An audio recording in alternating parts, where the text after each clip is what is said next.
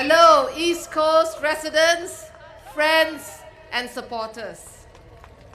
The last 50 years has not been easy for Singapore, but we've achieved much as a nation with the perseverance of our pioneer generation. As the Chinese saying goes, 创业难，守业更难. As Mr. Lee Yi-shan has outlined, the economy is changing, the world is changing, the pace of things are changing. And therefore, the next 50 years would probably be harder. But at the same time, we do have a future because we have a strong people. When I speak to many of you, you share with me that you worry about the future. SG100, what do we want? All of us want better lives for our families and better lives and opportunities for our children. So my vision for East Coast as well as for Singapore is for an inclusive Singapore. It doesn't matter whether you live in a rental flat, in your own HDB, or a private home. As a father, a mother, a daughter, or a son, we all worry about the same things. As parents, we worry for our children. We worry when they're 6 years old and are they going to get a good school? And are they going to be able to cope?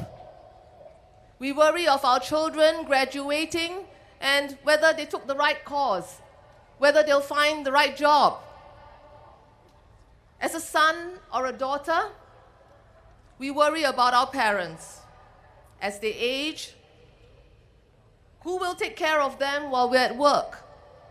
Have we saved enough? Do they have enough? Will we be able to provide for them as they age? So why am I sharing all these? These are concerns that all of us have. And these concerns we need to recognize that policies that worked yesterday may need to be refined for today. Policies for tomorrow may require us to do things differently. I'm glad that the Pioneer Generation package, when we push hard for it, not to be means-tested, the government had the courage to do the right thing. And I must thank them for that, to make that shift. Because the Pioneer Generation package is a recognition for our pioneers and what they've done for Singapore. It would have been very divisive if we had means-tested it. Imagine saying to some pioneers, thank you for what you've done for Singapore in the last 50 years. But sorry, since you can't afford it, you're not eligible. In my rally speech last week, I shared how, as we focus on good policies, we must still listen. We must listen to the ground to hear our people and how those policies land. So when those policies do not land as intended, your voices matter. And we need to work together to refine these policies. Everyone knows that in Singapore, we do means testing for nearly everything. Means testing in itself is not wrong, and it is needed. It is the responsible thing to do to ensure that whatever program that we have is properly funded and that we can continue to afford it.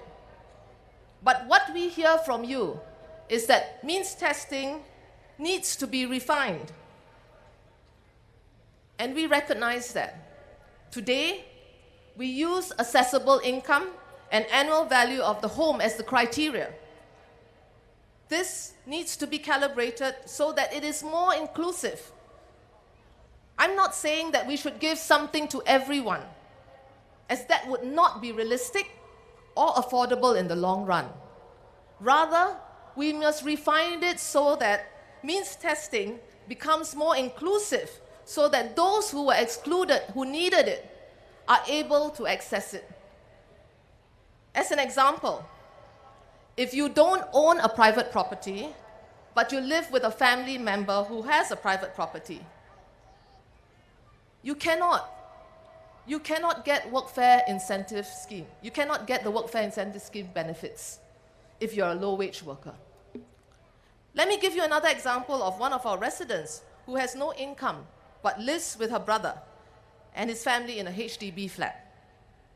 Her brother earns a good salary, so she informed me that when she applied for the chair's blue card, she was not eligible because the monthly income per person exceeded the criteria of 1,100.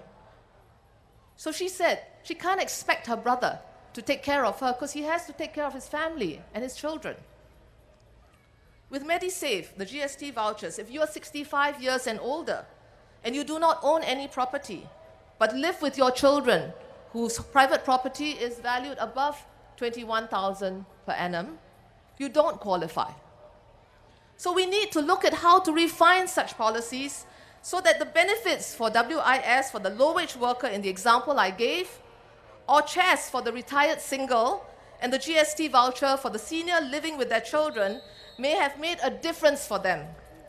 This, I believe, would make for a more inclusive Singapore, a Singapore that everyone feels a part of and has a stake in, rather than one that people feel that they're sometimes excluded. So as one resident said to me, we don't want sympathy, but we want empathy.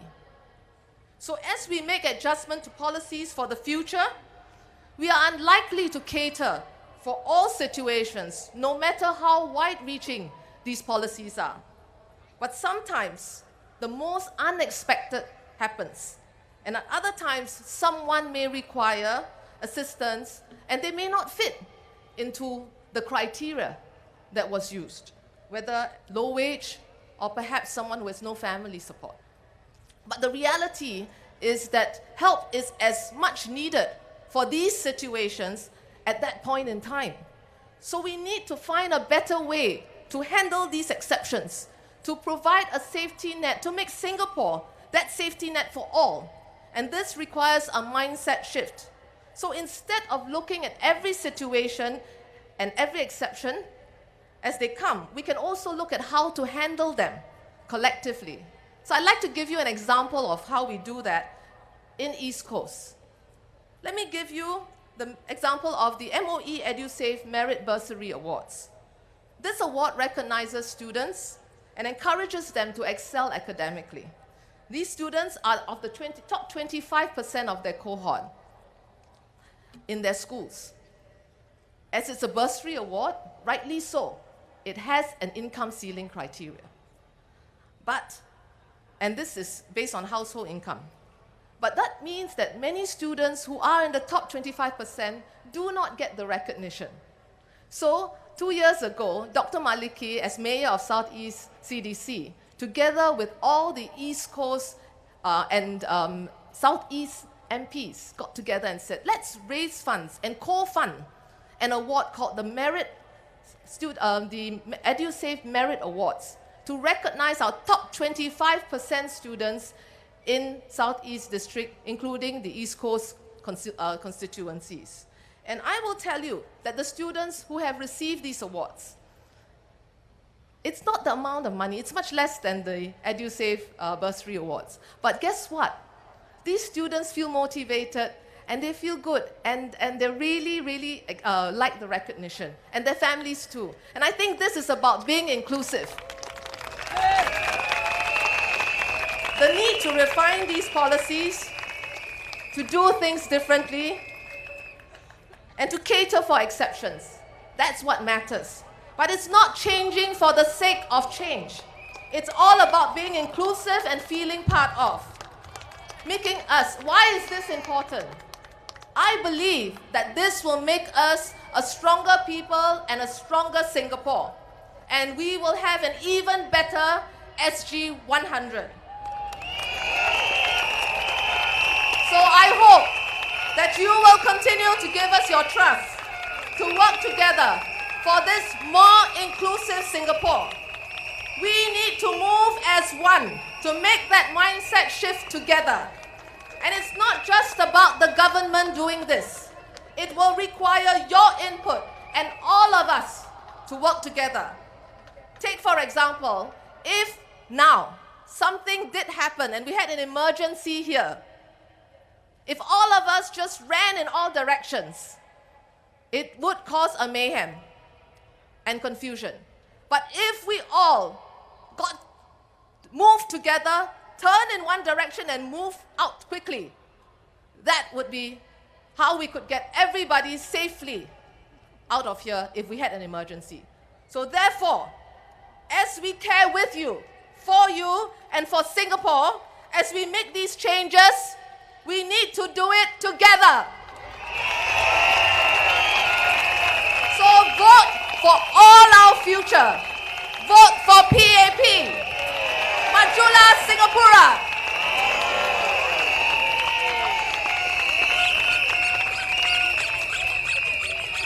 选民们和朋友们，晚上好。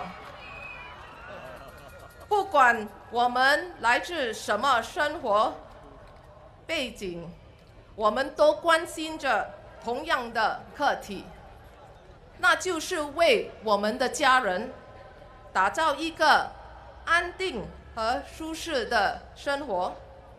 我们都知道，政府一向来的政策虽然很好，但我们必须要跟着需求来改进，做出适当的调整。政府推出的新政策，更是需要我们以长远的目标和其实的设施去落实。让我举个例子，教育部每年都会发出无数的补助金，奖励成绩优越的学生，但能有资格获得这项补助金的学生，必须是家庭每月总收入低于6000元，因此许多学生都无法得到奖励。我们得到家长们的反馈，希望孩子们的良好成绩能受到肯定，并且鼓励孩子们继续努力。因此，我们和东南社区理事会在2年前推出了专为这些学生而设的奖励金。奖励金的金额虽然不高，但受到家长和学生们的好评。选民们，让我们一起打造一个更包容的新加坡，一个属于我们的新加坡。请大家